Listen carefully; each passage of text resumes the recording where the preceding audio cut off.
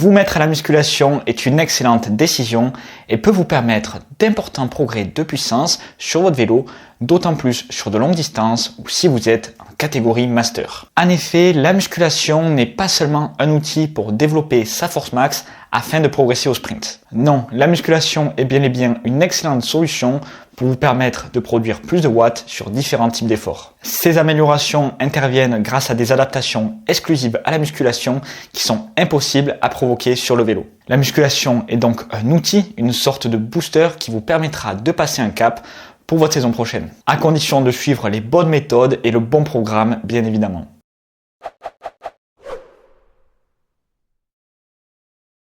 Dans cette vidéo, on ne va pas s'intéresser au comment, mais au pourquoi. Je vais vous expliquer pourquoi la musculation est efficace et plus particulièrement sur les masters et quels progrès espérer. Si vous êtes déjà convaincu par les bienfaits de la musculation mais vous souhaitez apprendre comment vous entraîner, je vous invite à lire notre article de blog. On vous explique la méthode pour tirer les pleins bénéfices de la musculation. Et si vous souhaitez aller encore plus loin, vous pouvez directement accéder à notre programme et à notre ebook sur la musculation pour vous permettre de tirer les pleins profits de cette pratique. Tous les liens sont bien évidemment dans la description.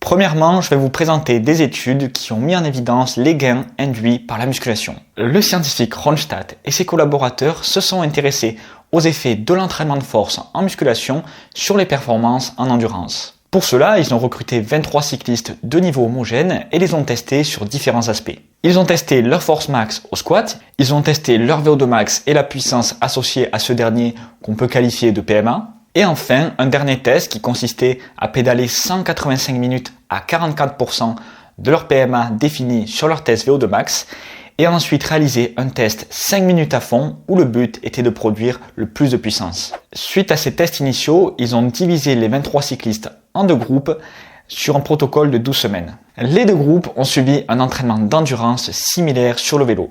Mais à la différence du groupe 2, le groupe 1 a réalisé 2 séances de force en musculation par semaine au cours de ces 12 semaines. Les entraînements de musculation regroupaient 3 exercices avec des demi-squats sur la Smith Machine, de la presse unilatérale ainsi que des flexions de hanches. Au fur et à mesure des séances, le nombre de répétitions baissait et les charges utilisées augmentaient. Sur les dernières semaines du programme, les athlètes devaient réaliser des séries de 4 répétitions proches de l'échec. Et à la fin des 12 semaines, ils ont repassé tous les tests initiaux. Les membres du groupe 1 ont bien évidemment progressé au test de force max au squat, alors que les membres du groupe 2 ont logiquement stagné, car ils n'ont pas eu d'entraînement de force. Au niveau du VO2 max, il n'y a aucune différence notable entre les deux groupes. Par contre, les résultats du dernier test 5 minutes à l'issue du pré-effort de 3 heures sont intéressants. Les membres du groupe 1 ont produit 7,2% de puissance en plus sur ce test 5 minutes par rapport à leur test initial, alors qu'aucun progrès n'a été visible au sein du groupe 2. Pour vous donner des chiffres concrets, les membres du groupe 1 avaient en moyenne un test 5 minutes à 370 watts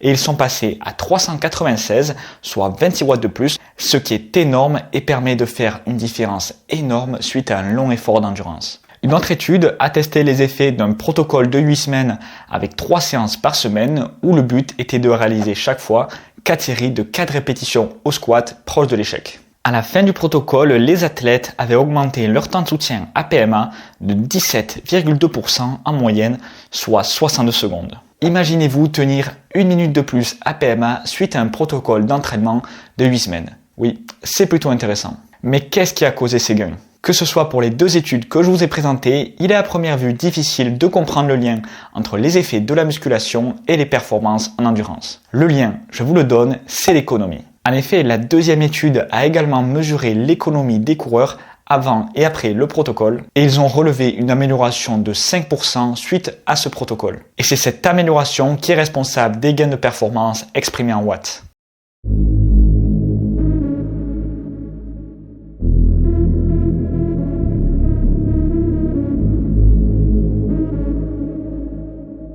Mais qu'est-ce que l'économie ? Pour se déplacer en vélo, on doit générer de l'énergie mécanique que l'on quantifie en watts. Et plus on produit de watts, plus on est performant. Jusqu'à là, vous me suivez. Sauf que pour produire ces watts, notre organisme doit convertir de l'énergie chimique présente dans nos aliments par de nombreux mécanismes complexes pour permettre des contractions musculaires qui généreront le travail mécanique en watts. Il y a donc une conversion entre énergie chimique et énergie mécanique. Cependant, cette conversion n'est pas parfaite, il y a de nombreuses pertes d'énergie au sein du processus. C'est-à-dire qu'il faut beaucoup plus d'énergie chimique pour produire une énergie mécanique donnée, on parle d'environ 4 fois plus. Améliorer son économie signifie être capable de transformer plus d'énergie chimique en mécanique et ainsi limiter les pertes. Concrètement, cela signifie produire plus de watts pour un coût énergétique fixe. J'ai d'ailleurs fait une vidéo complète sur l'économie que je vous invite à visionner. En améliorant son économie, il n'y a donc pas besoin d'améliorer son VO2 max pour être capable de produire plus de watts sur une durée donnée. Mais comment la musculation permet d'améliorer l'efficience?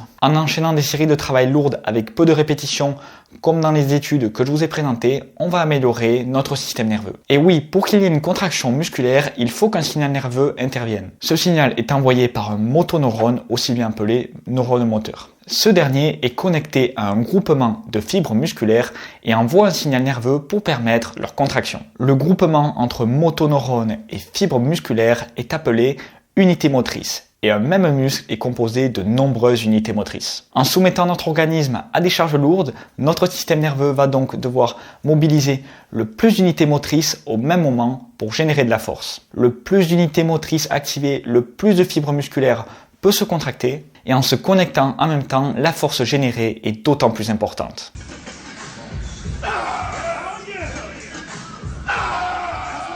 Le but de l'entraînement de force est donc de recruter davantage d'unités motrices et à les synchroniser pour produire plus de force. Là, je vous parle de synchronisation du travail des fibres au sein d'un même muscle, mais on peut également travailler la synchronisation entre différents muscles, notamment en venant synchroniser le travail de nos quadriceps et de nos fessiers sur des mouvements tels que le squat ou bien les fentes bulgares. Et une coordination entre les différents muscles permet une production de force plus importante. Mais en quoi ces gains de force ont à faire avec l'économie? Vous allez voir, c'est limpide. Pendant l'effort, l'énergie chimique est utilisée pour régénérer de l'ATP qui est essentiel à la contraction musculaire. Donc une fois de l'ATP disponible dans un muscle, ce dernier peut se contracter, mais pour cela, il y a besoin d'un signal nerveux. Et pour un même apport d'ATP, l'athlète entraîné en force sera capable de mobiliser plus d'unités motrices grâce à l'entraînement de son système nerveux et ainsi générer plus de force. Donc plus de force générée implique ainsi plus de puissance. On peut désormais comprendre les gains de puissance sur les études que je vous ai présentées précédemment. Pour un même apport énergétique,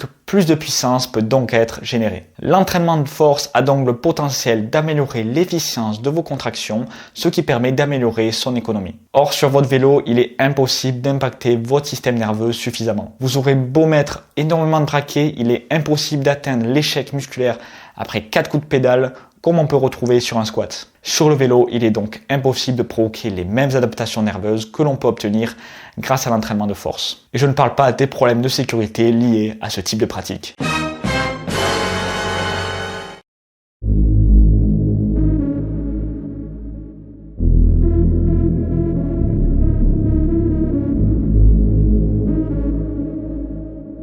La catégorie Master regroupe tous les cyclistes de plus de 40 ans. Je sais que parmi cette catégorie, vous êtes nombreux à me suivre, alors ce que je vais vous présenter va vous intéresser. Si vous n'êtes pas un Master, restez quand même, ça vaut bien évidemment le coup. Pour cela, je vais vous présenter cette étude. Le but de cette dernière était de tester les effets d'un programme de musculation de 3 semaines ciblant les quadriceps sur l'efficience chez des cyclistes Master. Pour cela, ils ont constitué un groupe de 9 cyclistes Master âgés de 55 ans en moyenne et un deuxième groupe jeune avec une moyenne d'âge de 25 ans. Tous les cyclistes avaient des performances similaires en termes de watts. Ils ont tous suivi le même programme qui consistait à réaliser 10 séries de 10 répétitions au leg extension à 70% de la force max à raison de 3 séances par semaine sur 3 semaines. Donc 9 séances en tout. Le delta efficiency des coureurs a été mesuré avant et après le protocole. Cette valeur correspond au pourcentage d'énergie chimique convertie en énergie mécanique. Plus ce delta est haut, plus le cycliste est économe.